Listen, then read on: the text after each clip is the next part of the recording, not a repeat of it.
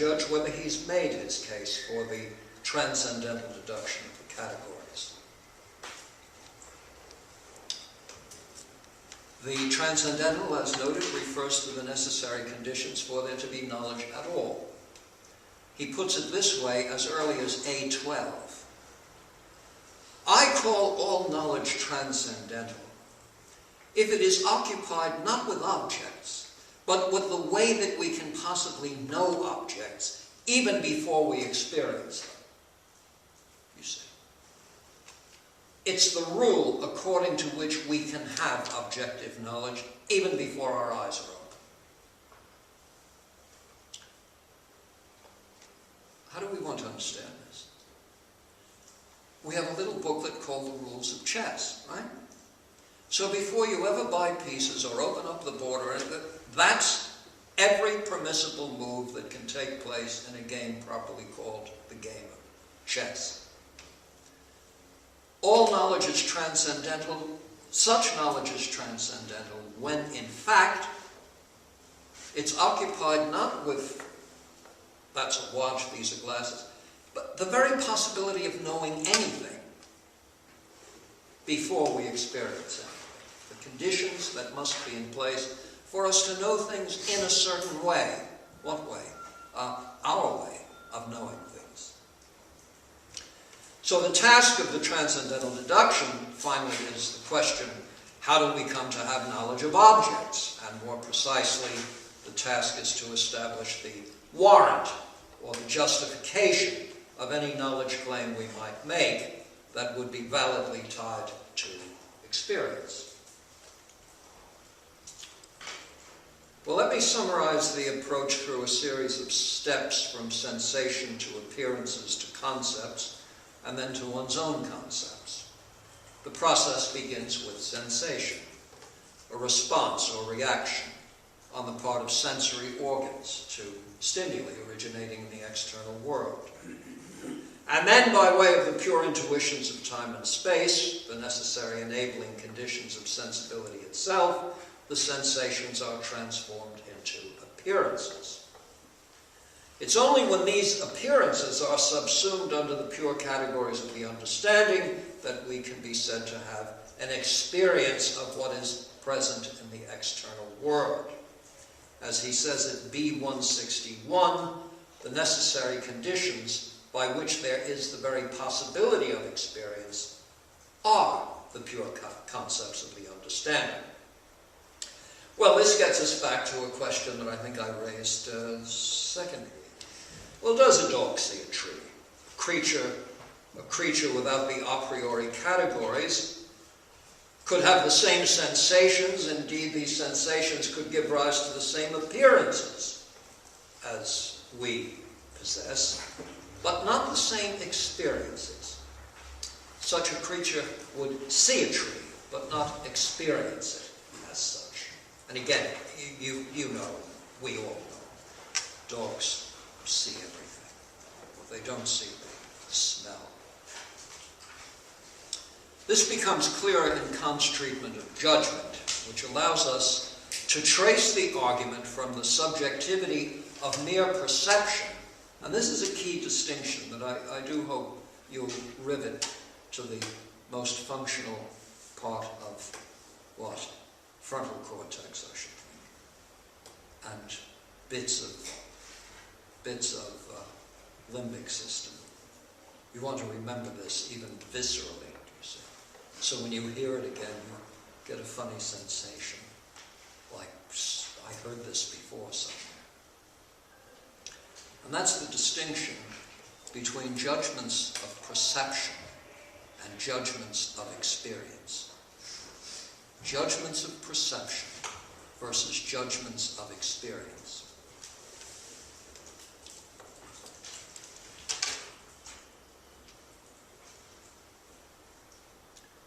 The subjectivity of our perceptions, being what it is, will give rise to a subjectivity of judgment. But as experiences arise from the subsumption of content under necessary and universal categories, the judgments of experience, are common across percipients. And that's going to be part of the argument that has to be made. Now, integral to this entire process is the faculty of imagination. It's through the imagination that concepts and intuitions become synthesized, and become synthesized according to a universal rule, which Kant refers to as a schema. This is the way the understanding will rise to the level of empirical knowledge and objective empirical knowledge. The imagination is what has the power of drawing together certain elements in an otherwise disconnected assortment of sensations, drawing together just those elements that constitute a knowable something. But the imagination as such does not yield knowledge. Rather, it makes knowledge possible.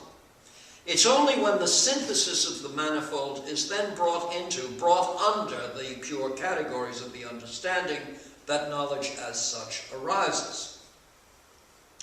Now you might say, well, the imagination, the word itself is suggestive of a kind of subjectivity. Am I using my imagination when I do this? And Kant wants to be clear that the process of synthesis is not arbitrary. Indeed, if the resulting synthesis generates the same object for all comparably situated observers, then you certainly can't say that this is the outcome of some merely probable or iffy process. There must be a framework, there must be rules by which the elements of the manifold are pulled and held together.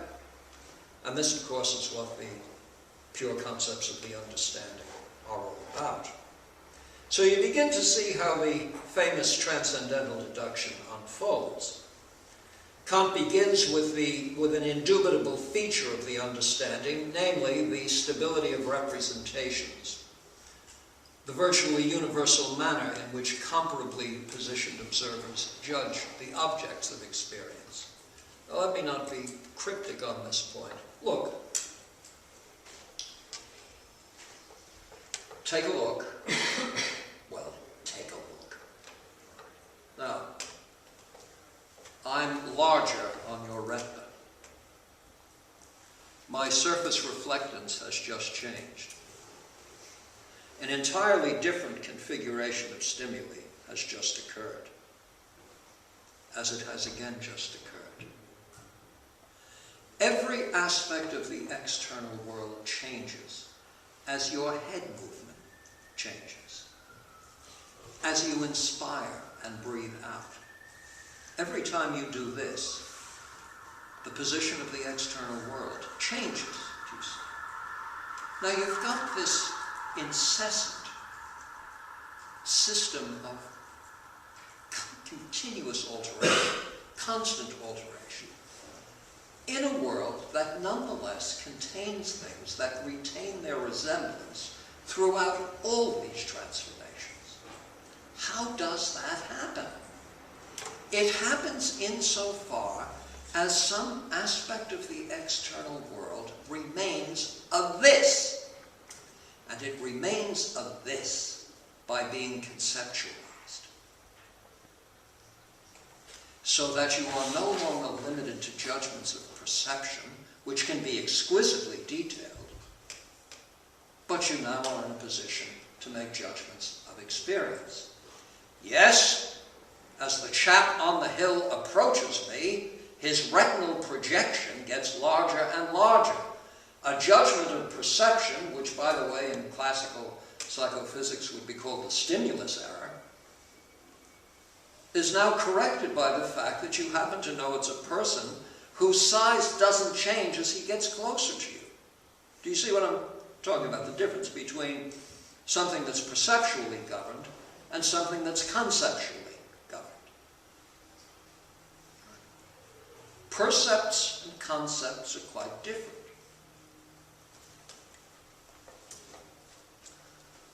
I mentioned St. Augustine's engagement of that problem.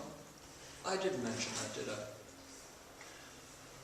Shall I take a moment? Because it shows up again. In fact, Descartes uses exactly the same example that Augustine does, and in a different context.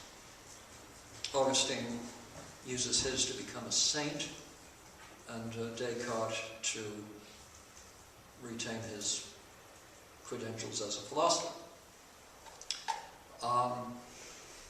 Well, how do you become, well, you can become a saint in a lot of different ways, but St. Augustine was on the way to becoming a saint by effectively battling heresies. Now here's a heresy for you. Of course, it couldn't take place today. Nobody would think this way today. When people talk about God and tell you what they really mean by God, they assign attributes that, by the very nature of God, are beyond the range of possible experience.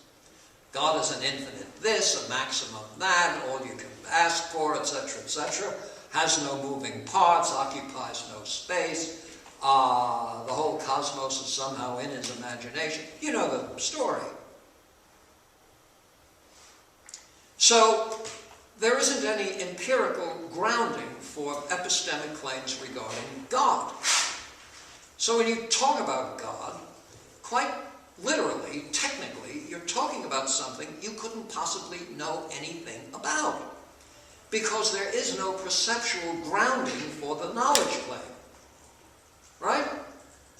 There is a sort of thing, I won't name names, but I mean, we could bring in an estimable group of Oxford leading lights, probably saying, "My point exactly." Well, so St. Augustine said, well, look, every normally sighted person can perceive a geometric object with 4 equal sides, pairs of sides subtending angles of 90 degrees. We call that a square.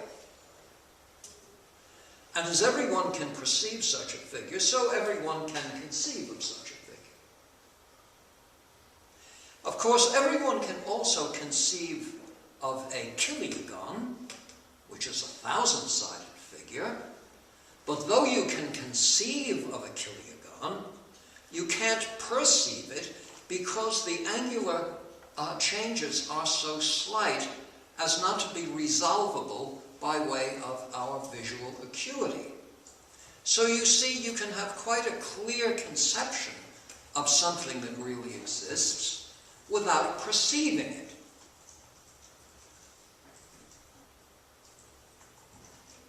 Descartes uses exactly that example, by the way, a few years later. Descartes died in 1650.